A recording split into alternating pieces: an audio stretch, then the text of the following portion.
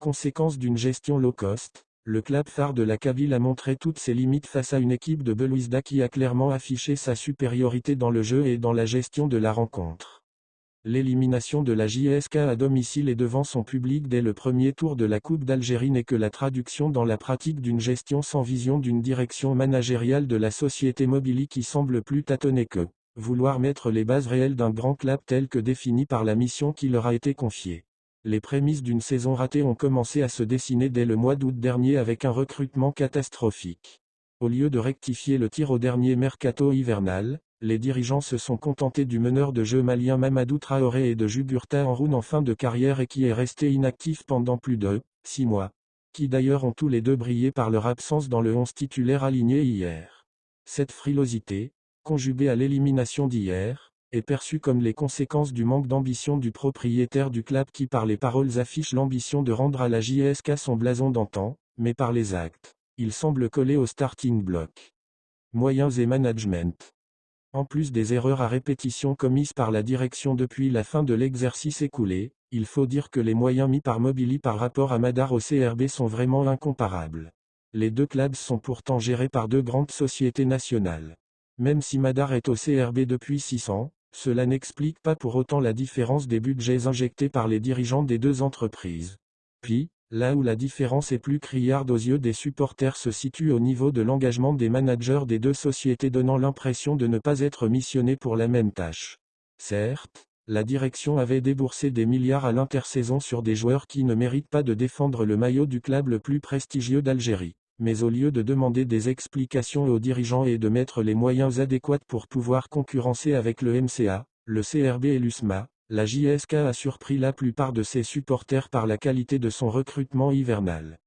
En plus de la précarité de son effectif et du budget alloué au recrutement, les interrogations du public de la JSK deviennent de plus en plus insistantes sur l'organisation interne du club et de son efficacité face aux défis que requiert la gestion d'un club professionnel. Autrement dit, le management à la JSK est totalement flou. Demain, le président de République, Abdelmadjid Tebboune, va inaugurer le stade Aït Ahmed pour l'offrir aux milliers de supporters de cette prestigieuse formation. De leur côté, les propriétaires du club auront pour devoir d'y installer une équipe digne de club, de la région et du cadeau présidentiel. Pour l'instant, Mobily n'est pas en mesure de le faire.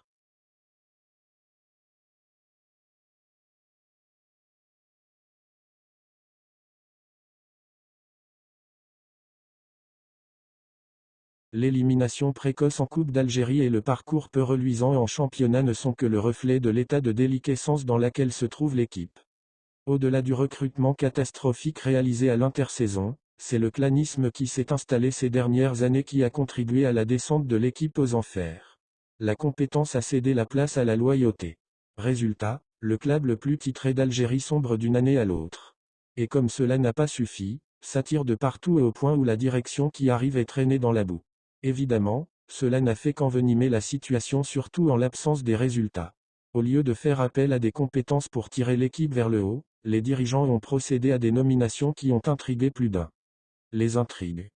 Après le fiasco de l'intersaison avec un recrutement catastrophique à coût des milliards, tout le monde s'attendait à ce que des têtes tombent, mais ça n'a pas été le cas. Excepté Mena qui s'était retiré de son poste de Dikies pour que son nom ne soit pas associé au mauvais recrutement, aucun autre responsable n'a été inquiété. Les entraîneurs Youssef Bouzidi et Almeida avaient servi de fusibles, mais celui qui les a recrutés, à savoir le manager général Brahim Zafour, est toujours en poste.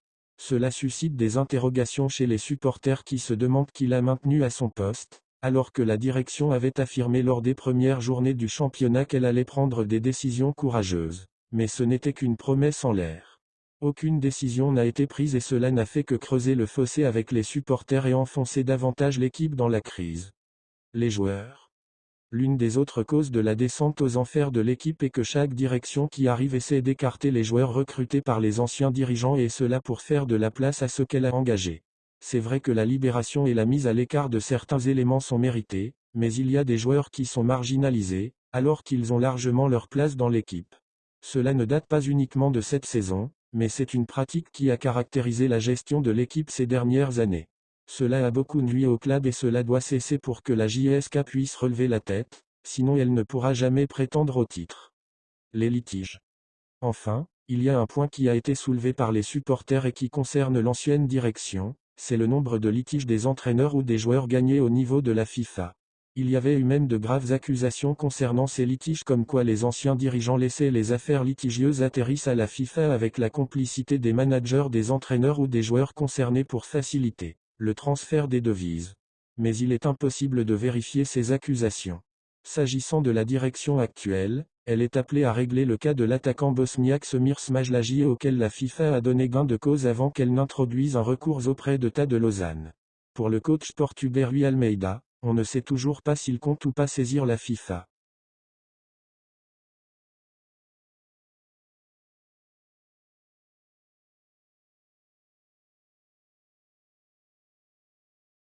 Le monde du football algérien est en ébullition après les récentes déclarations de Yacine Adli lors d'une conférence de presse tenue hier. Le jeune milieu de terrain a surpris tout le monde en affirmant son désir de représenter l'équipe de France plutôt que l'Algérie, malgré son origine algérienne. Cette annonce inattendue a relancé le débat sur les joueurs binationaux et leur choix de sélection nationale. Adli n'est pas le premier joueur à exprimer une préférence pour l'équipe de France malgré des racines algériennes. Des précédents comme Riyad Mahrez, Yacine Brahimi ou encore Aïssa Mandi ont fait ce choix par le passé. Cependant, ce qui rend la situation d'Adli particulièrement intéressante, c'est sa jeunesse et son potentiel futur en équipe nationale. Les supporters algériens se demandent maintenant si Adli va changer d'avis. Certains estiment que sa déclaration publique est une stratégie pour attirer l'attention des sélectionneurs français et renforcer sa position dans son club actuel, le Milan AC. D'autres craignent que cela ne soit le début d'une tendance où les joueurs binationaux préfèrent les équipes européennes plus médiatisées aux équipes africaines.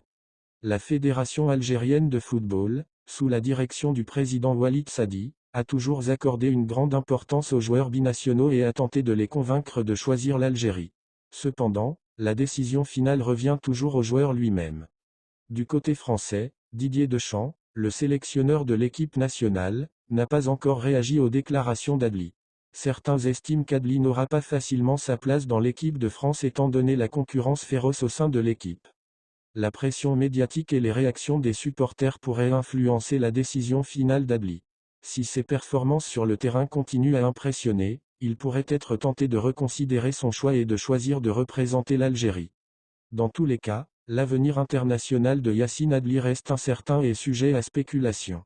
Les prochaines semaines seront cruciales pour voir s'il maintient sa position ou s'il décide de changer d'avis et de jouer pour l'équipe nationale algérienne.